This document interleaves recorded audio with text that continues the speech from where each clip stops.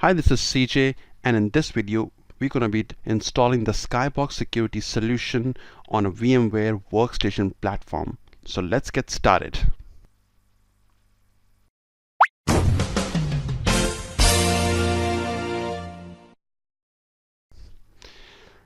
So if you guys are wondering what good it would be to see the installation on a VMware workstation, knowing the fact that the Skybox solution is for enterprise on a large companies, have no fear, right? Because the installation steps that I'm going to show you on VMware workstation platform are totally applicable on the ESX platform.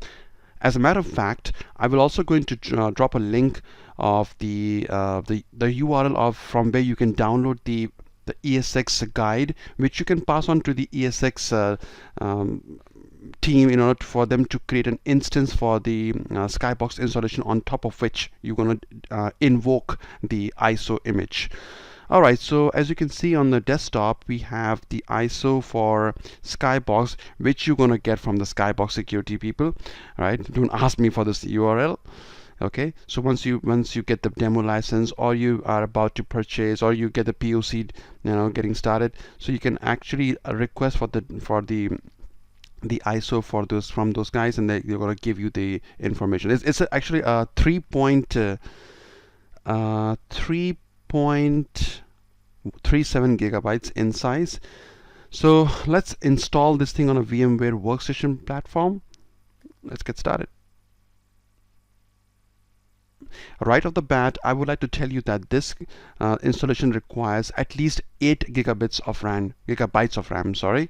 So this particular computer has got 16 gigabytes of RAM, and at this point in time 4 is in use. That's not a problem.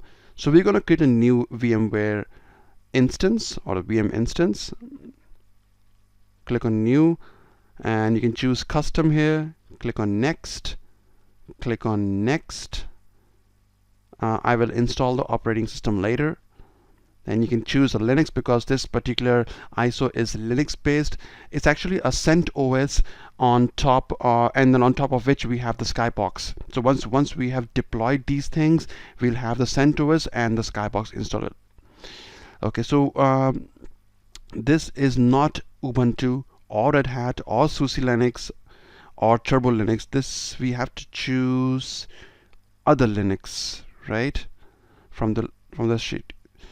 Okay, now from the options we have selected other Linux, and I can give some name here. Let's just install, make it use test Skybox 1. The reason why I'm choosing this name, the test Skybox 1, because in the later demonstration I would be creating a high availability cluster between the Skybox 1 and Skybox 2, right? And I would like to install, I have a lab. This computer has also got a solid state hard drive, so if you're installing it on your laptop, make sure that you have at least 7200 RPM hard drive, because once this is installed, it really hogs the CPU. No, not CPU, I would say. There will be a lot of disk activity. So this is let me see if I can create a lab in here. Okay, study what? Yeah, this is fine. Let me just create a folder out here. Okay, let me see. 1, 2.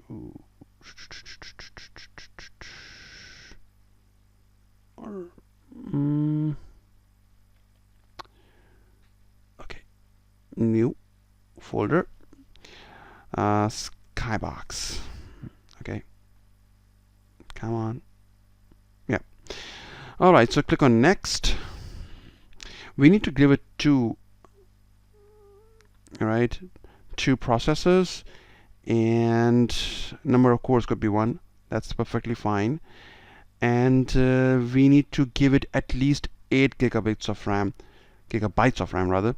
So if you are going to be installing it in a production, the Skybox actually gives you a sizing document, but that is only for the hard drive.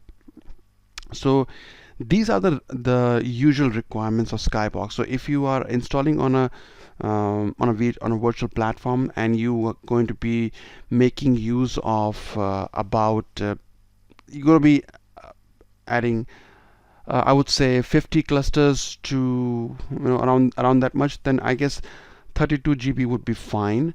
But if you're going to be adding a lot more, or probably you want the solution to be scalable, then make sure that you have the reserve in place in order for the Skybox application to scale beyond the 50 to 100 or probably 150 firewalls, right, or clusters.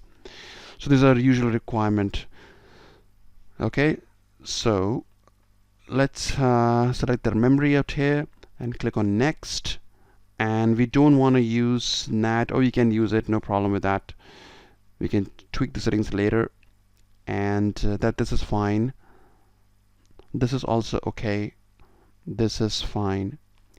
And yeah, the memory, the hard drive that we have to use is 60 gigs at a bare minimum. Of course, it will not going to consume everything in one shot, because we are not allocating it directly. I mean, right now we are going to be making use as the case may be, right?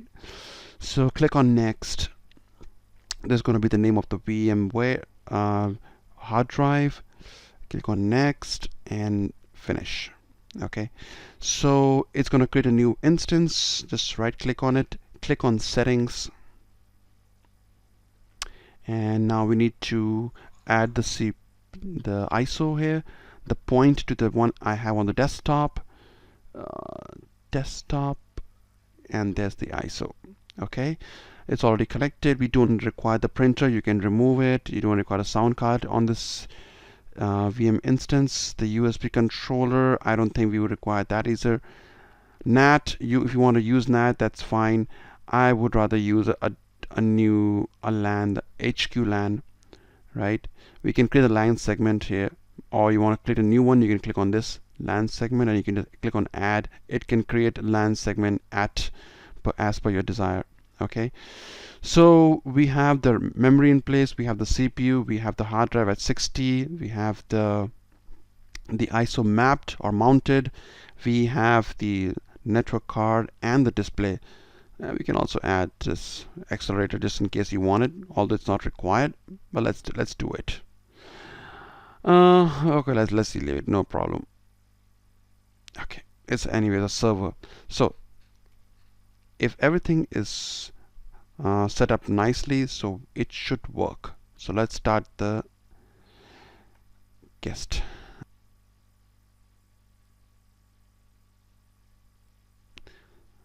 So while we get so we have this thing, the Skybox appliance app installation, that is what we have to select, and then we will click on enter. Oh, sorry, press enter. Now it's going to start doing its own thing, right? It's going to take some time. There is no input required from our side. So in the meantime, however, I can take this opportunity to explain to you what Skybox is all about. So Skybox actually has got 4 different modules. If I can open a notepad, I can just type it out here. The Skybox has got the FA, or the Firewall Assurance module. So what it does is that it actually works on the lines of the AlgoSec Firewall Analyzer, right? So it brings the firewall into a single view, all the firewall that you have into a single view, and continuously kind of monitors the policy compliance, and also optimizes the rules. It gives you information or visibility into the shadowed rules, the redundant rules, and it actually helps you to eliminate the junk that has been gathered for a long time because of the lack of visibility that you have on what is running on the firewall so far as the rules are concerned, right? So that is the case with Firewall Assurance. Then we have Network Assurance, okay, or the NA if you want to put it that way, right? So NA, this particular solution, firewall, this Skybox solution, can also interact with a plethora of network devices, right? So the network assurance actually kind of illuminates the the complex network security zones and policy compliance violations, and gives you kind of an insight needed to reduce the attack vector. And then it gives you a clear picture of what is running in the network, and this along with this firewall assurance module gives you a complete picture, which you can see in a later video, which I'm going to show you as in the form of a map. Okay, now the third one happens to be the threat manager, or the TM, right? The threat manager, as you can see, the installation is happening in the background. It does not require any interaction whatsoever. Yeah, so threat manager, as the name suggests, keeps people informed of the latest threat intelligence, and it also alerts into new advisories that are important to the network, assets that are at stake, and where to I beg your pardon, where to begin the responses, right? And the fourth one happens to be the CM module, the change management. This is like a typical change manager module with a difference. So by default it comes with the default workflow, which comprises of the requester, and then the feasibility, the risk management, the implementation stage, and back to the verification. So this particular module, the change management, is pretty heavily or pretty tied up with the firewall assurance. So in order to get the best of the CM module, we have to make sure that the FA module is absolutely configured, like absolutely configured properly, if we want to put it that way. I'm sorry for my bad throat right now. So so as far as the CM is concerned, it gives you a visibility of the changes that or the rules that are already in the firewall. So if you're coming up with a new rule, it's going to immediately tell you, or the requester, that this rule is already there. So there's no need for you to configure the rule again, or this rule is already covered by something else, or a shadow rule would be installed if you create this kind of rule, right? So that is a kind of intelligence which is built into this. And then we have the vulnerability of control, or the VC, which tends to go beyond the usual scanner like a Qualys guard, and it uses the analytics and the context of the attack service to identify exposures, prioritize risk, and and quickly focuses on the remediation efforts, right? So it gives you the visibility. It also tells you that this is the vulnerability identified in the firewall, so you want to fix this. Okay, so much so for the modules. And now I would like to tell you, still installing, how this works behind the scene. So this is fine now. So Skybox solution is a three-tiered architecture. We have the server, we have the collector, and we have the manager. Here it's named as client. Just like if you guys have worked on the checkpoint firewall, we have the SMS, we have the security gateway, and we have the GUI client. Similarly, the Skybox has the server, the collector, and the client. The collector, as the name suggests, collects the information from the respective devices, like the firewall in our case. So it's going to pull the configuration from the firewall and send it straight to the server, where all the maths, all the permutation combination, all the processing happens, right? So the report generation, the visibility of the rules, and everything is going to happen on the server.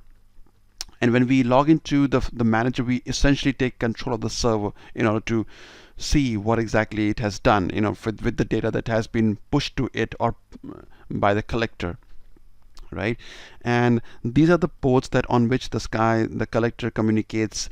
So it talks to the server on 9443. Now if I can draw something here real quick, I can show you what exactly it does. So I'm going to be talking about from the perspective of the firewall sending its information to the collector. So if you can see in here, let me just use a black pen here. Okay, so pardon me for my bad drawing. Oops, I'm sorry.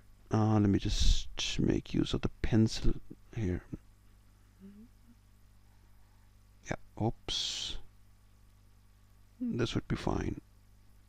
Okay, So if this is a firewall,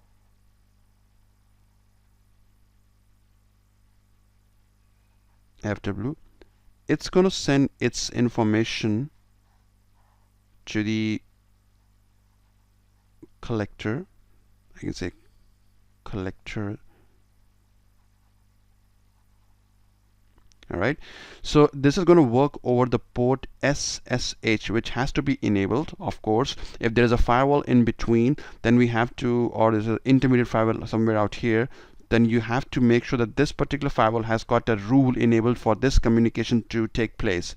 Right, so this information is then sent to the let me just use this information is in turn sent to the server, where all the computation happens, and then then we also have a log server out here, right?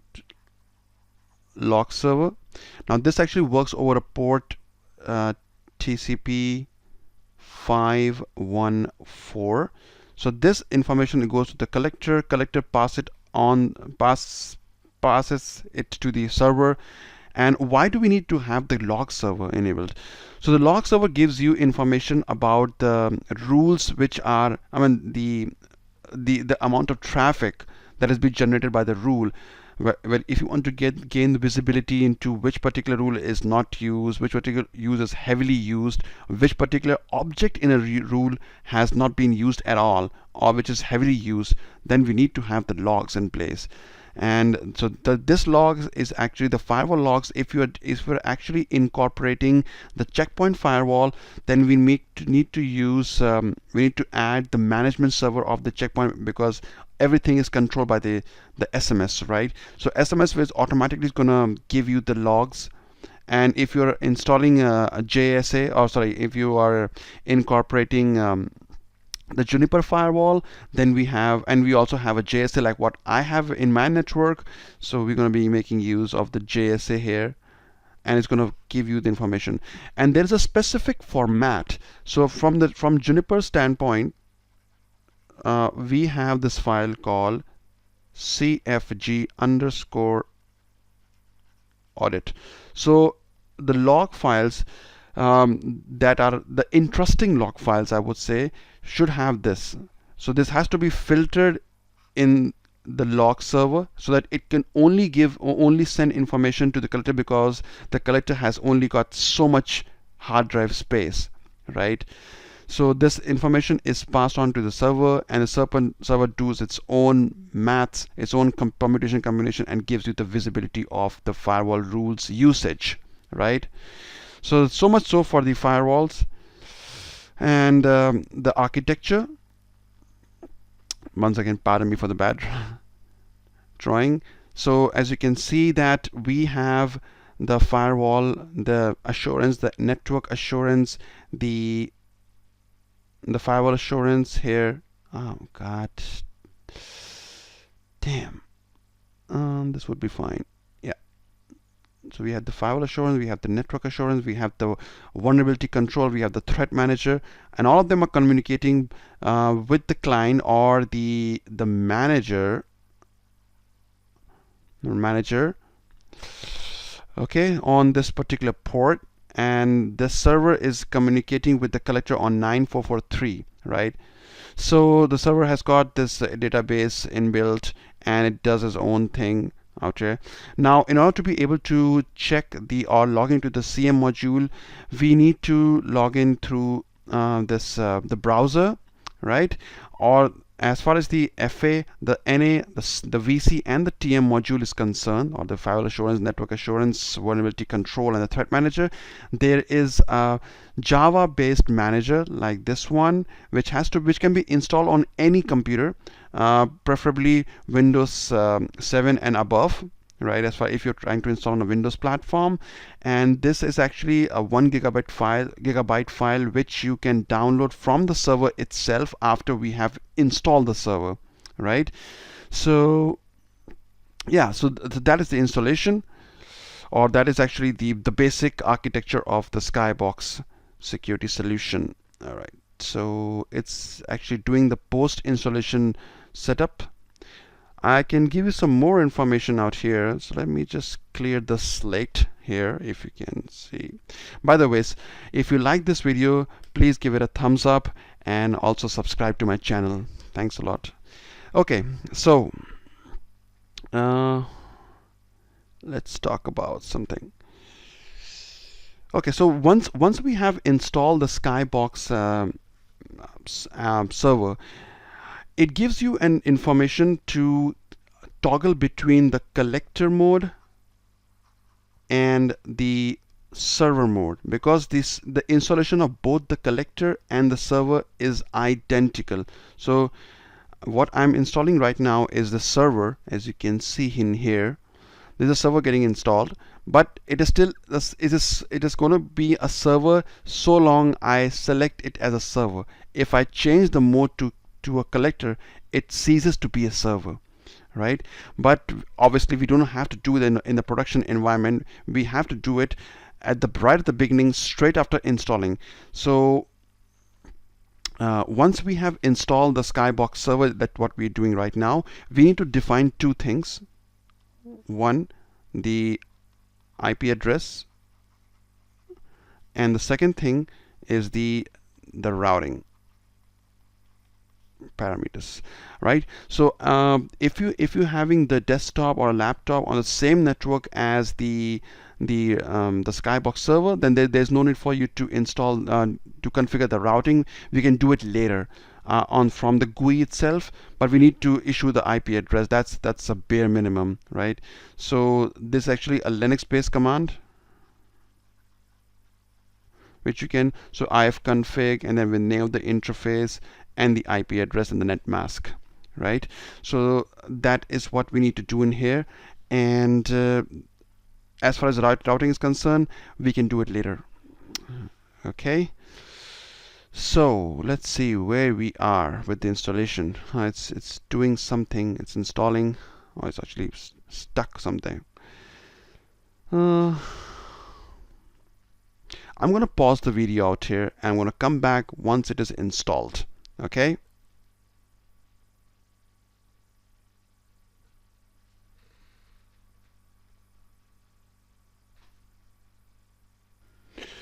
All right, we have installed the Skybox on a VMware workstation platform, so let's put it back. Okay. All right, so as I told you that it's going to be an CentOS installation. So click on or press enter. And first the CentOS operating system will boot, and then we have the Skybox application. The Skybox actually comes up with the default username and password, which is let me just write it down here. It's called Skybox View. That's the username and that is the password, which we need to change, and it's going to prompt us to change the password right off the bat. So it's booting up, and it's going to give us take us straight to the prompt.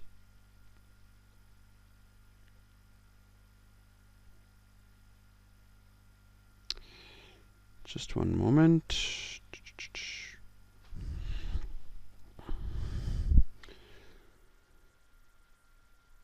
This is the first time it's booting up, so that's why it's going to take some time. Otherwise, when you reboot it after a certain like after 2-3 attempts, it works. It boots up right to the prompt immediately. This is the first time. It's going to take a lot of time, so just bear with me.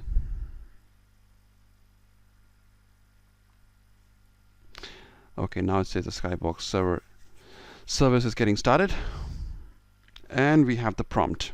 Perfect. So let's get started. Type the username Skybox View and the password as Skybox View. It's gonna I'm surprised it did not ask us to change the password. Wow, that is interesting. Nevertheless, we can change the password later as well, but I'm surprised because in my production environment I saw it it prompting me to change the password straight away. So let's try to log into root by suit. By default, the password would also be same. Oops, Skybox view. Yep. For some reason, it says not prompting me, but we can always set the password later using the GUI or the Linux command. So that is it. That's the Skybox installation, and we're going to be defining the IP address because if I run the command this, it only provides it only has the IPv6 which it acquired from the interface. We're going to be defining the IP address on this ENS32 platform, and I'm also going to be installing another VM, or probably Windows based VM, using which we're going to be controlling the Skybox server, right? So we're going to install the Skybox manager on that particular VMware instance, which is going to be on top of the which is going to run the Windows operating system. So I'm going to pause this video. I'm going to stop this video right now, and it's going to probably be the second video, Skybox part 2. Okay, thanks for watching.